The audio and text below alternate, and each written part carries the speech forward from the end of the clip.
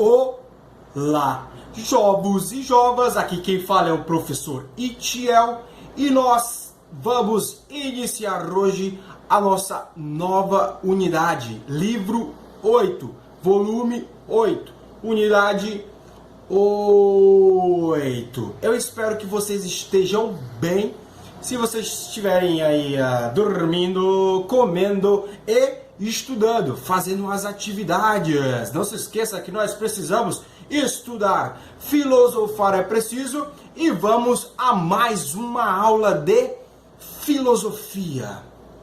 Esse nosso novo livro, volume 8, vai falar sobre a filosofia política moderna e contemporânea. Já falamos sobre a política antiga ou clássica, medieval. E agora vamos falar sobre política moderna e contemporânea. Vamos lá, sem perca de tempo.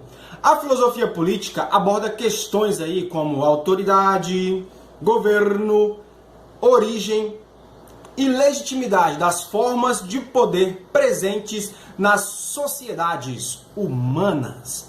Nos pensamentos modernos e contemporâneos, os filósofos aí abordaram diferentes modos de organização social, passando por diversos conceitos, entre os quais os de pacto social, soberania do Estado, luta de classes, cidadania e biopoder, que serão aí apresentados nessa nova unidade. E a nossa aula de hoje, que vai falar sobre pacto social e justnaturalismo. Mas antes, vamos fazer uma pequena introdução. Senhores tripulantes, apertem os cintos que nós vamos decolar na aula de filosofia de hoje.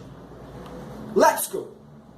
Entre a Baixa Idade Média e a modernidade, houve uma grande reorganização aí da política na Europa, marcada pela crise aí do sistema feudal, pelo enfraquecimento do poder político da Igreja Católica e pela formação dos estados nacionais modernos, tá certo? Eles começaram aí a se formarem, a se constituírem. Nesse cenário aí de grandes transformações, despontou uma nova mentalidade política, fundamentada na autoridade suprema do monarca e na existência de estados fortes. No entanto, assim, o processo de transição para novas formas de organização do poder não foi isento de conflitos, é lógico, né? Quando envolvem pessoas, não estamos isentos de conflitos. Ocorreram, por exemplo, inúmeras revoltas de camponeses, de artesãos e comerciantes contra os poderes aí estabelecidos, o que contribuía para gerar um clima de certa instabilidade social. Então, esse contexto aí instigou alguns pensadores a refletirem filosoficamente sobre a natureza e a legitimidade do poder político entre os séculos aí 16 e 17. Algumas ideias ganharam forças, como, primeiro, a virtude política distingue-se das virtudes morais ou cristãs. Outra, a origem do poder está no conflito e não na harmonia. E por último, a melhor forma de governo é a república, por se submeterem às leis e garantir o direito de participação política a todas as classes sociais. Então nós vamos conhecer aí algumas teorias políticas modernas.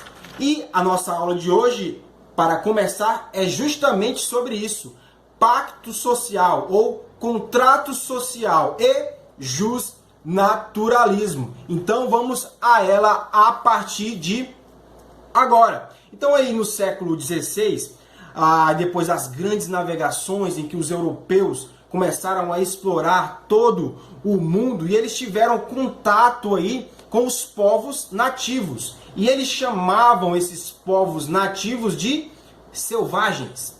E eles retratavam esses povos nativos em suas obras de arte, retratando aí como se nós fôssemos os bárbaros, os selvagens, né? E eles retratavam isso nas suas artes, nos seus quadros, nas suas telas. E a partir dessa produção aí cultural, muitos filósofos e pensadores começaram aí a refletir e a se indagar sobre qual teria sido o estado de natureza do ser humano. Ou seja, a sua condição original, anterior à civilização e às formas de organização social já conhecida pelos europeus. Qual era o estado de natureza do ser humano antes da civilização? Então é isso que eles começaram a pensar e começaram também a escrever as suas teses, as suas teorias sobre o assunto. Então alguns pensadores dos séculos 16, 17 e 18, que serão apresentados a seguir, concluíram que os selvagens, distantes da civilização, viviam de acordo com o direito natural, ou jus naturale, a liberdade de preservar a própria vida, direito natural, e com a lei natural, lex naturalis, o dever de preservar-se, ou seja, liberdade de preservar a vida e o dever de preservar-se. Esses conceitos aí formaram a base de uma corrente filosófica denominada e muito conhecida como justnaturalismo, formados com a base do jus naturale e da lex naturale, lei natural e direito natural. Disso são as bases do justnaturalismo, cujos seus respectivos representantes buscaram compreender como se dera a passagem do estado de natureza para o estado civil, do selvagem para a civilização. Ou seja, para a organização política por meio de governos e leis humanas, logicamente. Destacou-se um posicionamento teórico que ficou conhecido como o contratualismo. Nós vamos falar também sobre os contratualistas, por explicar a submissão aí das pessoas ao poder político por intermédio do conceito de pacto social ou contrato social, um hipotético acordo de transferência das liberdades individuais em favor da autopreservação. E o que nós precisamos observar, aí o que vai trazer no Norberto Bobbio, que foi aí um historiador e filósofo político italiano do século XX, ele identificou aí 3 formas para entender o que nós podemos compreender como o contrato social ou como o contratualismo. 3 formas. Quais são elas? O que é que ele vai dizer? A passagem do estado de natureza ao estado de sociedade é um fato histórico e responde ao problema antropológico de encontrar a origem do ser humano civilizado.